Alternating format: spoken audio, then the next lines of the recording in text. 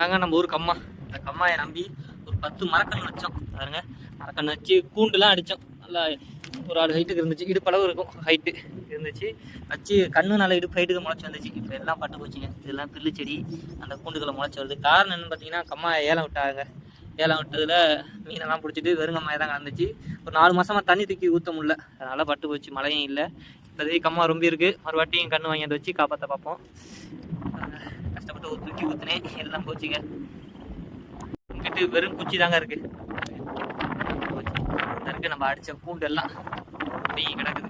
மறுவாட்டியும் புதுசாக கண்ணு வச்சு உருவாக்க பார்ப்போம்.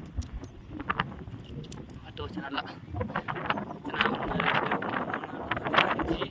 8 கண்ணு நினைக்கிறேன். 8 கண்ணுல ஒரே கண்ணு தாங்க நல்லா இருக்கு. இந்த கண்ணு தாங்க இது கூண்டு வச்சு கட்டணும். இலை விட்டுருக்கு.